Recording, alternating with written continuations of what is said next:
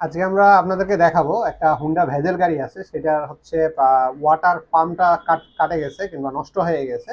সেই জিনিসটা আপনাদেরকে দেখাবো। আপনাদেরকে প্রথমে আমরা গাড়ির কাছে যাব, গাড়ির কাছে গিয়ে আপনাদেরকে হচ্ছে দেখাবো যে ওয়াটার পাম্পটা দেখতে কেমন, কাটার কারণগুলা কি এবং কি কোডগুলো আসছিল স্ক্যানারে, সেই কোডগুলো আপনাদেরকে নিয়ে আমরা কিছুটা ধারণা দেওয়ার চেষ্টা করছি। চলুন আমরা হচ্ছে গাড়িতে আমরা চলে যাই। আসসালামু আলাইকুম, আমি নিয়ন, স্পিড অটো কেয়ারের পক্ষ থেকে আপনাদের সকলকে স্বাগত।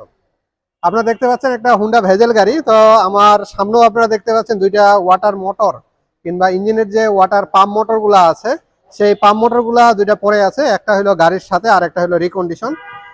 রিকন্ডিশনটা এখনো খোলা হয়নি প্যাকেটটা, যদি এই প্যাকেটগুলো আমরা বাংলাদেশেই করি। আর এটা হলো গাড়ির সাথেরটা।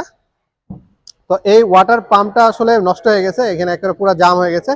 রোটরটা আছে, এই রোটরটার কি অবস্থা কিংবা হচ্ছে পুড়ে গেছে যে, সেটা আপনাদেরকে খুলে দেখাবো। এই রোটর খোলার একটা সহজ সিস্টেম আছে, এখানে একটা সিল আছে। এই সিলটা টান দেওয়ার পরেই হচ্ছে আপনারা যদি এটাকে সোজা করে টান দেন, খুলে গেছে। আর এটা কিন্তু এই খোলার সাথে সাথে দেখতে এটার মধ্যে হচ্ছে একেবারে পানি চলে গেছে। দেখেন, আপনারা দেখতে পাচ্ছেন এখানে পানি যাওয়ার কারণে।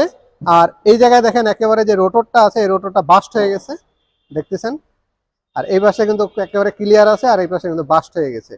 এই বাস্ট হয়ে গেলে কিংবা এই পানি যে কোনো কারণে এখানে পানি যাওয়ার যদিও কোনো কারণ থাকে না, তারপর অনেক সময় আমাদের চলতে যায় সিল নষ্ট হয়ে যায় কিংবা হচ্ছে পানির প্রেসার কমে যায়, তখন হচ্ছে বা এই রোটরটা নষ্ট হওয়ার একটা সম্ভাবনা হয়ে থাকে।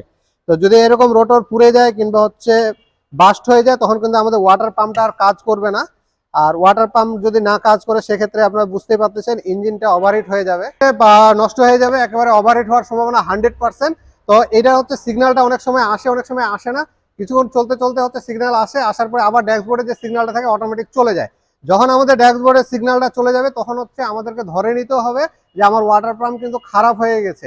আবার সিগন্যাল আসলে তখন তো ধরবে নেই যে ওয়াটার পাম্প আমার খারাপ আছেই। তো যখন একবারই আসবে, তখনই সাথে সাথে আপনারা হচ্ছে একটা ওয়ার্কশপে ঢোকায় আগে স্ক্যানিং করতে হবে। স্ক্যানিং যদি করেন, সেক্ষেত্রে আপনাদের যে গাড়ির যে হচ্ছে রোটর কিংবা হচ্ছে ওয়াটার পাম্প কিংবা ইঞ্জিন নষ্ট হওয়ার যে চান্সটা আছে, সেটা একেবারেই থাকবে না। তো আপনারা হচ্ছে সবসময় চেষ্টা করবেন ড্যাশবোর্ডে যে কোনো সিগন্যাল আসলে আগে স্ক্যানিং করে নেওয়ার। স্ক্যানিং করার জন্য অবশ্যই আপনাদেরকে হচ্ছে ওয়ার্কশপে যেতে হবে। আর একটা বিষয় হলো, আমরা হচ্ছে আপনাদের জন্য হচ্ছে আমরা যে থিঙ্ক ডায়েট স্ক্যানারটা ব্যবহার করি, যেটা আমাদের হচ্ছে একেবারে প্রফেশনাল স্ক্যানার, সেই স্ক্যানারটা কিন্তু আমরা অলরেডি আপনাদের জন্য একেবারে খুব অল্প টাকার মধ্যে হচ্ছে আপনাদেরকে দিচ্ছি। মাত্র 11,800 টাকার মধ্যে আপনারা হচ্ছে থিঙ্ক ডায়েট যে স্ক্যানারটা, সেটা আমাদের কাছে পেয়ে যাচ্ছেন। এটা আপনারা গাড়িতেও রাখতে পারেন কিংবা হচ্ছে ওয়ার্কশপ ডিজিটাল করার জন্য কিংবা আপনার একটা ওয়ার্কশপ ভালোভাবে চালার জন্য আপনারা এটা কিনতে পারেন।